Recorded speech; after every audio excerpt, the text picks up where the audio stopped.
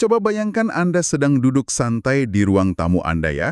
Malam-malam, tiba-tiba layar ponsel Anda menyala. Iya, momen yang bikin kaget biasanya. Betul sekali.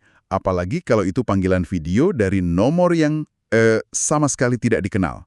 Atau mungkin pesan dari seseorang yang mengaku sebagai agen penegak hukum internasional. Pasti langsung panik ya. Tentu saja, Anda menjawabnya, dan di layar, Anda melihat seseorang memakai jaket dengan logo FBI. Lalu ada bendera Amerika yang terpasang rapi di latar belakangnya. Suara orang ini sangat tegas. Dan mereka mulai mengancam kan? Persis, mereka menuntut sesuatu dari Anda, mengancam akan membekukan aset Anda, menekan Anda dengan pasal-pasal hukum yang rumit. Otak Anda pasti langsung merespon dengan panik saat itu juga. Iya, dan kepanikan itu sebenarnya adalah reaksi biologis yang sangat wajar.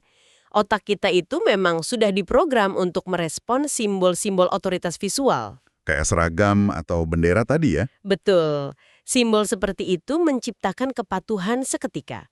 Dan sindikat kejahatan siber sangat memahami celah psikologis ini. Tapi, coba kita putar balik skenarionya sekarang. Bagaimana jika saya memberitahu Anda bahwa orang di balik layar yang sedang membentak dan mengancam Anda itu sebenarnya sedang gemetar ketakutan di balik kameranya? Wah, itu sudut pandang yang sangat berbeda. Iya kan? Bahwa begitu panggilan video itu dimatikan, orang ini tidak bisa keluar dari ruangannya. Paspornya ditahan oleh orang tak dikenal dan setiap gerak-geriknya diawasi oleh sindikat perdagangan manusia. Itu kenyataan yang sangat gelap. Sangat. Dan itulah alasan kita ada di sini. Selamat datang di penelusuran mendalam kita kali ini. Kita akan membongkar sebuah laporan investigasi yang luar biasa dari jurnalis Daniel Pequali di Detikcom. Tentang penggerebekan di Bali itu kan? Betul, sebuah penggerebekan mengejutkan di sebuah guest house di Bali. Misi kita hari ini sangat jelas. Kita ingin membongkar garis batas yang ternyata sangat kabur antara definisi pelaku kejahatan dan korban. Tepat sekali, serta melihat bagaimana operasi eksploitasi manusia skala internasional ini bisa berjalan dengan sangat senyap, tepat di tengah kawasan wisata paling sibuk di Indonesia. Sebuah paradoks yang luar biasa. Oke, mari kita urai ini dari awal. Karena jujur saja, awal mulanya cukup membuat saya mengernyitkan dahi. Biasanya kan penggerebekan di area pemukiman itu bermula dari kecurigaan warga lokal. Iya, tetangga yang lapor biasanya. Nah, mungkin tetangga melihat aktivitas mencurigakan atau mendengar keributan. Tapi kasus ini tidak bermula dari aduan masyarakat lokal sama sekali. Dari mana laporan awalnya? Laporan ini datang dari Kedutaan Besar Filipina di Jakarta. Mereka menghubungi pihak berwenang di Indonesia karena menduga ada aktivitas ilegal yang melibatkan warga negara mereka di Bali. Nah, bagian laporan awal dari kedutaan ini justru memberikan kita petunjuk pertama. Petunjuk tentang seberapa rapatnya operasi sindikat ini. Maksudnya rapat bagaimana? Gini, pihak kedutaan menggunakan istilah aktivitas ilegal. Itu mengindikasikan bahwa sistem mereka mungkin menangkap adanya pelanggaran visa atau indikasi pelanggaran siber. Oke, jadi mereka mencurigai warganya sendiri berbuat jahat? Tepat. Laporan awal tersebut sama sekali tidak memuat indikasi adanya penyekapan. Kedutaan berasumsi warga negara mereka sedang melakukan pelanggaran hukum di negara orang. Wow, mereka tidak menyadari bahwa warganya sendiri sebenarnya adalah tawanan. Betul sekali. Bahkan negara asal mereka mengira mereka adalah pelaku kriminal biasa. Itu gila sih. Jadi Polres Denpasar akhirnya merespon laporan tersebut dan langsung melakukan penggerebekan ke lokasi. Dan dari laporan Detikcom ini, apa yang mereka temukan di balik pintu guest house itu sungguh mengubah seluruh arah investigasi. Karena yang mereka temukan bukanlah markas penjahat biasa. Tolong jelaskan siapa sebenarnya yang ditemukan polisi di dalam sana? Jadi, ketika polisi mendobrak masuk, mereka tidak menemukan markas pertas canggih atau bos mafia yang sedang asyik menghitung uang. Terus apa yang mereka temukan? Mereka menemukan 27 orang manusia yang kondisinya sangat memprihatinkan. Dari total tersebut, ada 1 orang warga negara Indonesia dan 26 warga negara asing. 26 WNA di satu guest house. Iya, dan demografinya sangat spesifik. 25 orang berasal dari Filipina dan 1 orang berasal dari Kenya. Sebentar. Sebelum kita masuk lebih dalam, saya harus menyebutkan satu detail ringan, tapi cukup ironis dari sumber liputan kita ini. Oh, soal warga negara Afrika itu ya? Iya. Saat penggerebekan berlangsung dan situasi sedang sangat kacau, reporter di lapangan sempat salah mendengar informasi dari pihak berwenang. Warga negara asal Kenya ini awalnya dilaporkan sebagai warga negara Thailand. Ah, iya. Itu sangat bisa dimaklumi sebenarnya. Kan pelafalannya mungkin tersamar oleh suara bising ya? Atau mungkin asumsi otak kita yang otomatis berpikir, oh sindikat Asia Tenggara pasti isinya orang Filipina, Kamboja atau Thailand. Betul, bias regional kita langsung bekerja. Tapi kehadiran satu warga negara Afrika di tengah kelompok ini seolah membuka kotak Pandora yang baru. Maksud Anda, ini bukan cuma operasi regional. Jelas bukan. Kehadiran warga negara Kenya ini menghancurkan asumsi bahwa sindikat ini hanya beroperasi secara regional di Asia Tenggara. Berarti jangkauan mereka sangat Iya. luas. Ini membuktikan bahwa jalur rekrutmen mereka membentang lintas benua. Sindikat ini menargetkan orang-orang dari negara berkembang yang sedang mencari peluang ekonomi. Diiming-imingi pekerjaan yang terlihat sah di luar negeri ya. Tepat, tanpa memandang dari benua mana mereka berasal. Oke, jadi mereka dijanjikan pekerjaan. Mereka terbang ke Bali. Tapi begitu polisi menggeledah mereka di guest house tersebut, tidak ada satupun dari 26 WNA ini yang memegang paspor. Semuanya lenyap. Saya mencoba memposisikan diri sebagai mereka. Anda tiba di negara asing, dan hal pertama yang terjadi adalah paspor Anda diambil. Mengapa perampasan selembar buku kecil ini menjadi senjata utama bagi sindikat perdagangan manusia? Karena paspor bukan sekedar buku kecil. Itu adalah eksistensi hukum Anda sebagai seorang manusia di mata internasional. Identitas tunggal kita di luar negeri. Betul. Bayangkan Anda berada di negara yang bahasanya tidak Anda mengerti. Tanpa paspor, Anda seketika berubah status menjadi imigran gelap. Jadi mereka terjebak. Sangat terjebak. Sindikat ini tidak perlu merantai kaki para korban ini secara fisik. Ancaman abstraknya jauh lebih mengerikan. Seperti ancaman ditangkap otoritas lokal? Tepat. Jika Anda kabur ke jalan, Anda akan ditangkap oleh polisi lokal. Anda tidak bisa membuktikan siapa diri Anda. Anda mungkin akan dipenjara dalam kondisi yang buruk atau dideportasi dengan menanggung utang perjalanan yang sangat besar. Jadi perampasan dokumen ini adalah mekanisme kontrol psikologis ya? Kontrol psikologis paling brutal yang langsung melumpuhkan insting seseorang untuk mencari pertolongan. Saya mengerti soal kontrol psikologisnya. Tapi mari kita bahas operasional mereka. Karena disinilah logika saya benar-benar tersandung. Bagian mananya yang membingungkan? Korban-korban ini kan disekap untuk dipekerjakan sebagai operator scam atau penipu daring. Dan modus mereka adalah berpura-pura menjadi aparat penegak hukum Amerika. Polisi menemukan jaket berlambang FBI, bendera Amerika Serikat. Iya, properti yang sangat spesifik. Nah, yang membuat saya bingung, tidak ada satupun atribut kepolisian Indonesia di sana. Bagaimana mungkin sindiket ini memilih Bali, sebuah pulau di Indonesia, untuk membangun markas penipuan, tapi mereka tidak menargetkan orang Indonesia sama sekali? Kelihatannya tidak efisien, kan? Sangat tidak efisien. Bukankah lebih mudah menipu orang lokal? Justru sebaliknya. Itu adalah langkah strategis yang sangat brilian dari kacamata kriminal. Ini yang disebut dengan arbitrase risiko. Arbitrase risiko. Bisa dijelaskan? Gini, jika mereka menargetkan warga lokal di Indonesia, risiko mereka dilaporkan dan dilacak oleh otoritas setempat dalam waktu singkat akan sangat tinggi. Korban di Indonesia akan langsung lapor ke polisi di jalan yang sama. Ah, masuk akal.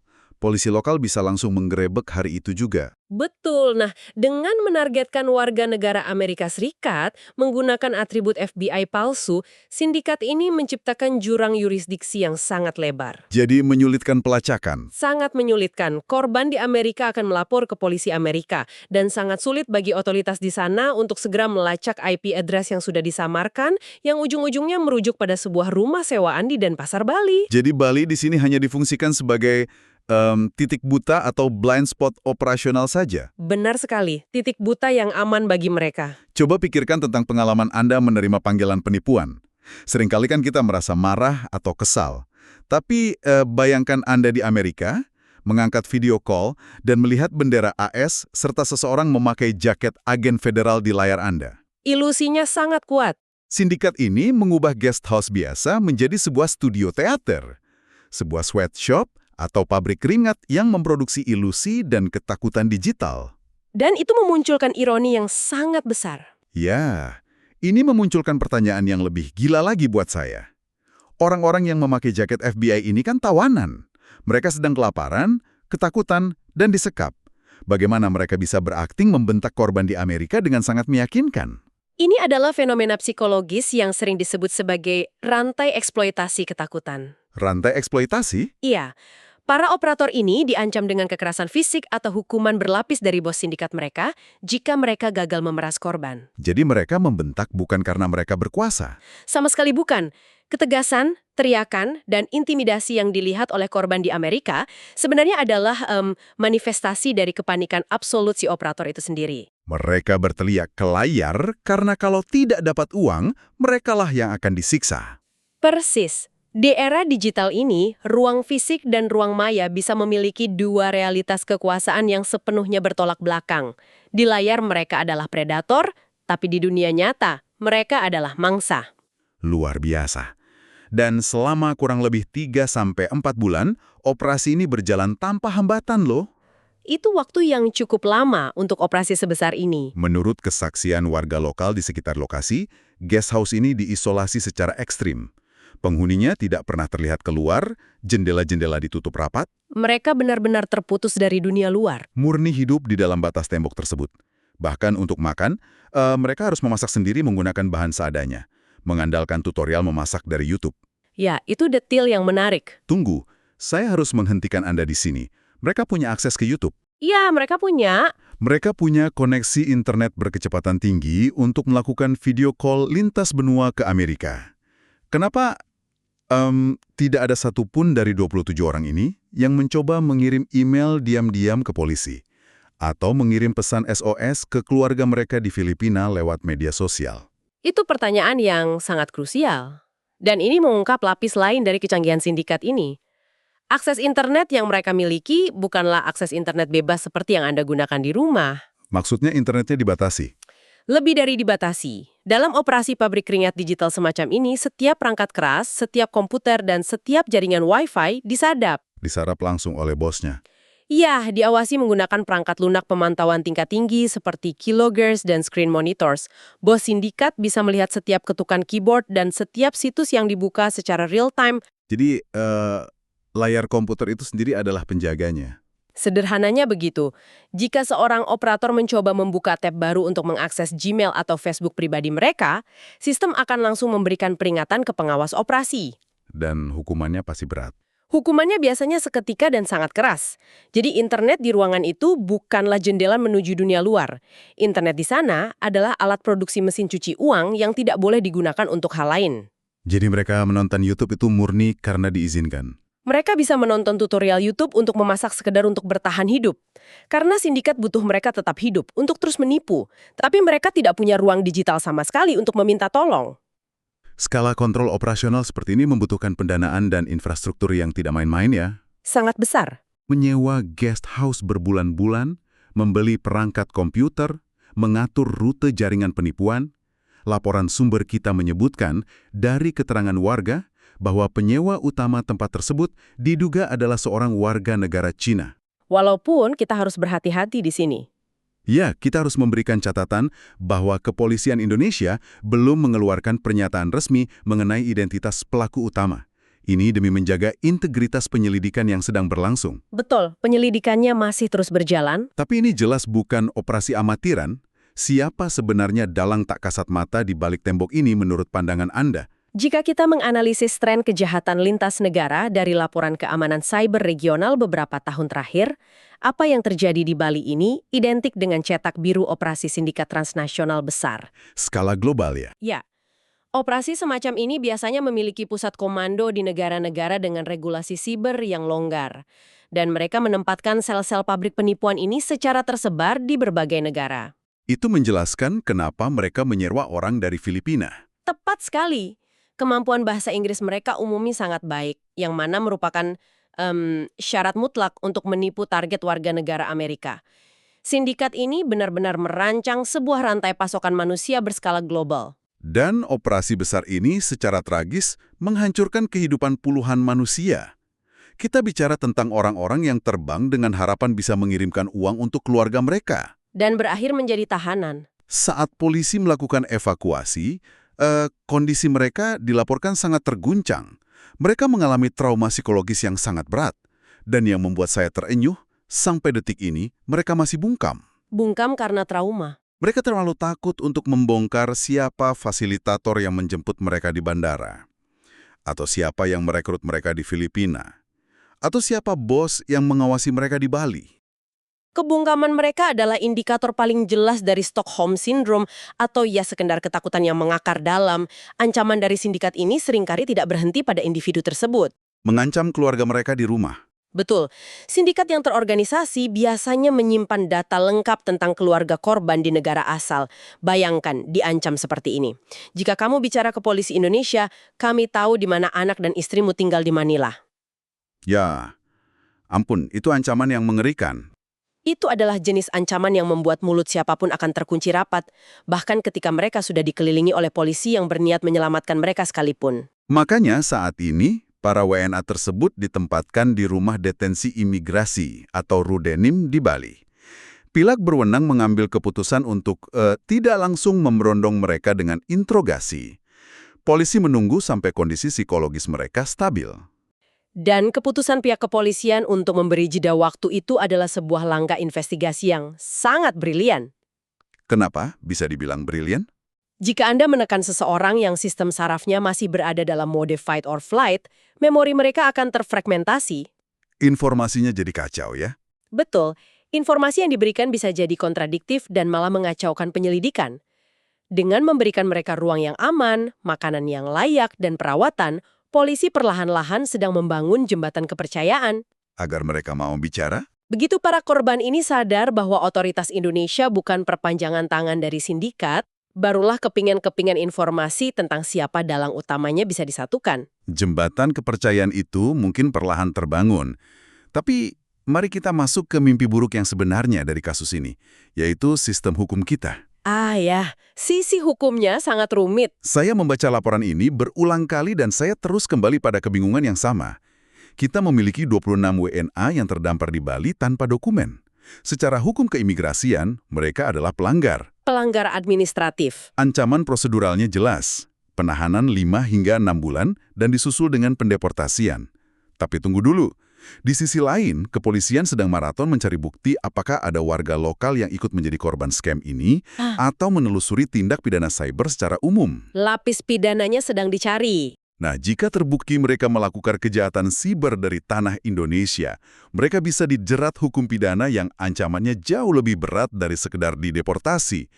Bagaimana sistem peradilan kita bisa menghukum seseorang yang di satu sisi adalah budak yang disekap, tapi di sisi lain adalah pelaku pemerasan internasional? Ini adalah kondisi yang menciptakan mimpi buruk bagi sistem hukum peradilan di negara manapun. Kita sedang berhadapan dengan dualitas subjek hukum yang luar biasa rumit. Sangat membingungkan. Undang-undang imigrasi kita sebagian besar bersifat administratif. Hukum ini dirancang untuk melihat dokumen, bukan melihat niat. Tidak ada paspor sama dengan melanggar. Hitam dan putih ya kalau imigrasi. Betul. Namun hukum pidana menuntut adanya mens rea atau niat jahat. Dan tantangan terbesar bagi penyidik saat ini adalah membedah garis waktu secara presisi. Garis waktu selama mereka disekap? Ya, apakah para korban ini 100% ditekan selama 4 bulan penuh? Atau adakah momen di mana beberapa dari mereka mulai menyerah pada sistem, menerima komisi dari uang hasil penipuan, dan akhirnya ikut membantu mengawasi korban lainnya? Wow, itu kemungkinan yang sangat gelap. Anda mengatakan bahwa dalam kondisi penyekapan ekstrim, korban bisa berubah menjadi kolaborator sindikat demi bertahan hidup. Sejarah kriminologi penuh dengan contoh seperti itu. Bertahan hidup seringkali memaksa manusia melewati batas moralitas mereka sendiri. Sulit sekali membuktikannya. Oleh karena itu, tugas detektif di sini bukan sekedar mencari siapa yang menyalakan komputer, tapi mengukur tingkat paksaan dalam setiap interaksi siber yang terjadi. Memilah mana yang dipaksa dan mana yang sukarela? Betul. Jika polisi menemukan bukti bahwa tindakan penipuan itu murni dilakukan di bawah ancaman kekerasan absolut, maka prinsip hukum umum menyatakan bahwa seseorang tidak dapat dipidana atas tindakan yang dipaksakan terhadapnya. Tapi prosesnya pasti panjang. Proses memisahkan antara paksaan absolut dan kolaborasi pasif inilah yang memakan waktu lama. Maka dari itu, mari kita tarik mundur dan melihat gambaran besarnya. Apa sebenarnya makna dari penggerebekan di sebuah guest house di Bali ini bagi Anda yang sedang mendengarkan? Ada pelajaran penting di sini. Sangat penting. Mengapa informasi ini begitu penting untuk dipahami? Kasus ini menghancurkan mitos bahwa perdagangan manusia dan perbudakan modern hanya terjadi di tempat-tempat terpencil. Seperti di tengah laut atau pabrik terisolasi. Betul, seperti di kapal penangkap ikan ilegal atau pabrik tertutup di pinggiran kota. Fakta membuktikan perbudakan modern bisa beroperasi di sebelah rumah kita. Menyewa tempat di kawasan pariwisata yang ramai, bersembunyi dengan sempurna di balik layar komputer dan koneksi broadband. Dan pelajaran terpentingnya adalah bagaimana kejahatan ini mengeksploitasi infrastruktur dunia modern yang selama ini kita anggap sebagai alat pembebasan. Internet maksudnya? Iya, internet. Internet seharusnya membuat dunia tanpa batas. Namun, bagi 27 orang di Bali ini, internet adalah rantai tak kasat mata. Internet jadi penjaranya. Sindikat ini membuktikan bahwa batas antara ruang digital dan ancaman fisik sudah tidak ada lagi. Mereka mengapitalisasi rasa takut dari dua sisi dunia sekaligus. Rasa takut warga Amerika yang ditipu dan rasa takut warga Filipina yang disekap untuk menipu. Mari kita rangkum penelusuran mendalam kita hari ini. Kita bermula dari sebuah laporan kebingungan dari Kedutaan Filipina yang berujung pada penggerebekan mendadak oleh Polresta Denpasar. Sebuah operasi yang membuka mata. Alih-alih menemukan sindikat peratas elit, polisi menemukan 27 manusia tanpa dokumen, 25 dari Filipina, 1 warga Kenya, dan 1 warga negara Indonesia yang dikurung selama berbulan-bulan. Menjadi alat pemerasan? Kita telah melihat bagaimana sindikat lintas negara mengubah mereka menjadi aktor paksaan. Membangun ilusi menggunakan atribut FBI palsu untuk memeras warga Amerika Serikat, dan kini kita harus mengamati bagaimana otoritas hukum Indonesia harus mengurai benang kusut ini. Antara menghukum pelaku kejahatan cyber dan menyelamatkan korban perdagangan manusia. Bagaimana pihak berwenang menyelesaikan teka-teki hukum ini akan menjadi preseden yang sangat penting ke depannya. Kejahatan siber lintas negara dengan model pabrik keringat seperti ini akan terus berkembang, dan negara-negara harus memiliki kerangka hukum yang mampu mengenali korban di balik layar. Untuk menutup diskusi kita, saya ingin mengajak Anda memikirkan hal ini saat Anda kembali melihat ponsel atau layar komputer Anda nanti. Silahkan. Jika teknologi saat ini memungkinkan seseorang yang fisiknya terkurung, kelaparan, dan nyawanya terancam untuk memproyeksikan ilusi sebagai seorang agen federal berkekuasaan tinggi di layar orang lain di belahan bumi yang berbeda, cobalah renungkan ini. Ini pemikiran yang menakutkan sebenarnya. Seberapa banyak interaksi digital kita sehari-hari, ancaman dari pesan anonim, atau bahkan penipuan yang membuat kita marah, sebenarnya diketik oleh tangan-tangan yang gemetar karena ketakutan di balik pintu yang terkunci rapat. Di era internet saat ini, jarak antara otoritas absolut di ruang maya dan perbudakan yang mengerikan di dunia nyata mungkin hanya sejauh jarak antara mata Anda dan layar komputer. Terima kasih telah menemani eksplorasi kita hari ini. Sampai jumpa di penelusuran mendalam berikutnya.